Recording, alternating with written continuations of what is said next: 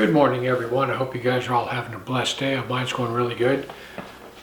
This is a continuation of Wednesday's video. We did the book of James, chapter 1, and today we're going to continue on with the rest of the book. And James was not written by the Apostle James. It was written by James, the Lord's brother. So listen, we're going to start off in James 4:4. This is what it says. Ye adulterers and adulteresses, know ye not that friendship of the world is enmity with God? Whosoever therefore will be a friend of the world is the enemy of God. People, listen. Time is short. You cannot be on the fence. You can't be partly holy and partly worldly. You can't have 1 foot in the world and 1 foot in heaven. It doesn't work like that. So what is in your life that's worldly? What is in your life that's worldly? Is it an attitude? Is it a secret sin? Well, listen, whatever it is, the demonic host will use it against you. They will harm you with it. So whatever it is, get rid of it. James 4:6 goes on to say, God resists the proud, but gives grace to the humble. You know, we have to fight pride all the time.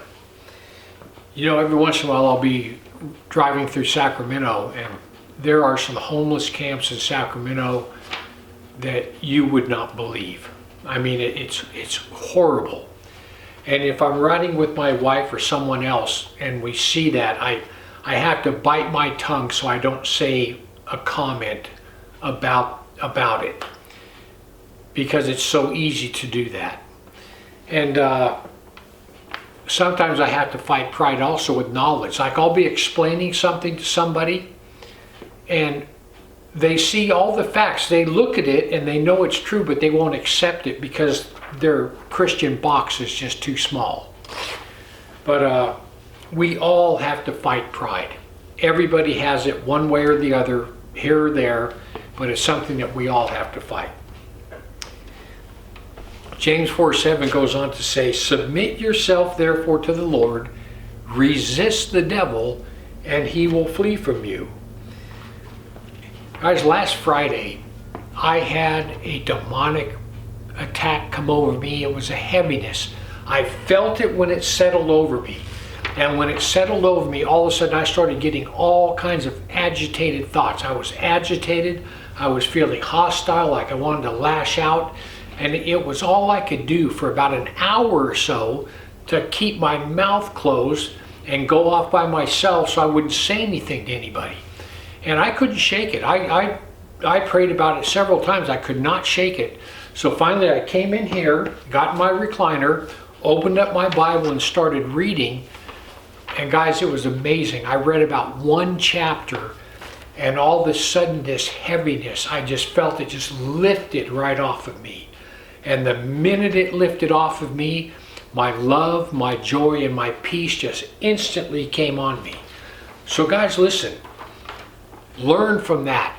If you ever have a heaviness come over you and you start getting all these thoughts that make you agitated, that make you hostile, remember that's always a demonic attack. And the only way I got rid of it was when I started reading my Bible. Whatever demonic entity was doing this, he didn't like what I was reading. He couldn't take it anymore. But it was severe. So listen, James 4:8. Remember what I told you last Wednesday about the book of James?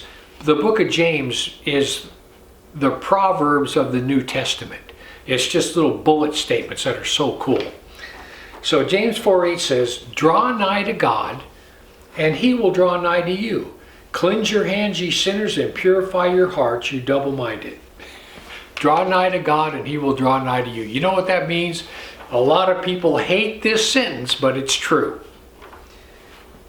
You're as close to God as you want to be. That is the absolute truth. You're as close to God as you want to be. That's what James is telling us. So listen, what is in your life that you're drawing closer to God and all of a sudden you hit a roadblock. You ever know that you're doing so good, you just get so close and you're just approaching God and all of a sudden there's a roadblock right there. People, you got to identify that roadblock because it's always a secret little sin, it's always a little attitude, it's always something. Because you're as close to God as you want to be. Get rid of everything in your life that doesn't belong there and you will just walk right up, get right next to God and he'll give you a big hug. James 4:9 says, be afflicted, mourn and weep. Let your laughter be turned to mourning and your joy to heaviness. What James is telling us there, do a self-inspection. Do a self-inspection.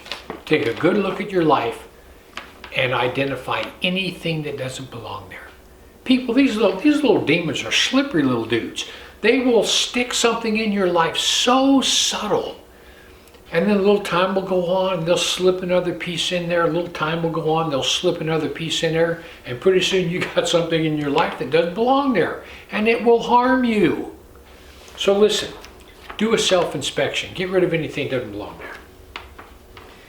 James 4:10 says, humble yourselves in the sight of the Lord and he will lift you up. Guys, listen, your personal life, the way you live, the way you speak, let it be godly. Giving. People, find someone that needs help and help them. You need to be giving. And lastly is you need to be active in ministry. And it doesn't matter if you don't preach, if you don't make videos, every conversation you enter into, you need to bring up God. People start talking about the last days, you need to bring up God, bring up the Bible. Those three things. Your personal life, giving, and your ministry. Bringing up God in every aspect of your life. Anyway, hope that all makes sense. I just want to give you something to think about. Heaven or hell, you choose. Just remember, once you take your last breath, it's a done deal.